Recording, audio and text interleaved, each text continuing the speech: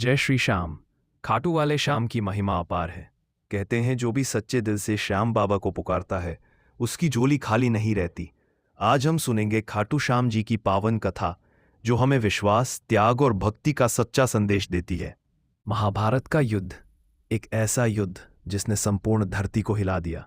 इस युद्ध में पांडवों के पोते महाराज घटोत्कच के पुत्र बर्बरिक का जन्म हुआ। बर्बरिक बचपन से ही शूरवीर थे। उनकी वीरता अद्भुत थी। माता हिडिंबा और पिता घटोत्कच के संस्कारों ने उन्हें महान योद्धा बनाया।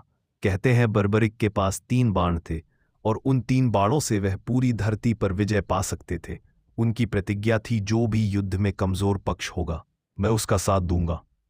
लेकिन यह प्रतिज्ञा ही महाभारत के भविष्य को बदलने वाली थी। महाभारत का युद्ध शुरू होने वाला था।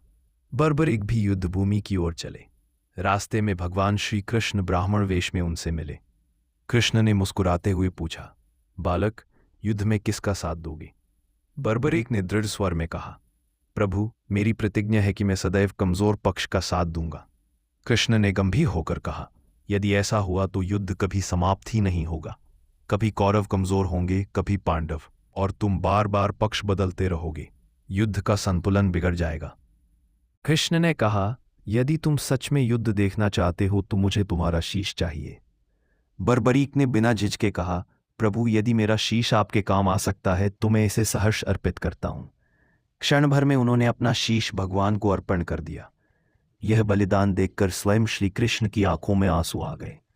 उन्होंने वरदान दिया, बर्बरीक, आज से तुम्हें श्याम नाम से जाना जाएगा।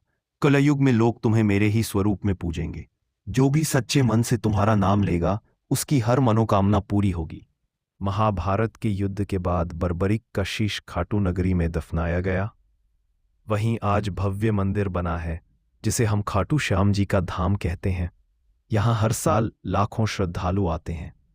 कहा जाता है, श्याम बाबा से मांगने वाला कभी खाली हाथ नहीं लौटता। वो भक्तों की पीड़ा हर लेते हैं, आंसू पोंछते हैं और जीवन में खुशियां भर देते हैं। जो भी एक बार श्याम जी का नाम ले लेता है उसका जीवन बदल जाता है। इसीलिए लोग प्रेम से पुकारते हैं, हारे के सहारे, खाटू के प्यारे, श्याम हमारा है। ये थी खाटू श्याम जी की पावन कथा। अगर आपको ये कथा सुनकर अच्छा लगा हो तो श्याम जी का नाम लीजिए और अपने जीवन में विश्वास और भक्ति बनाए रखिए। जय श्री श्याम।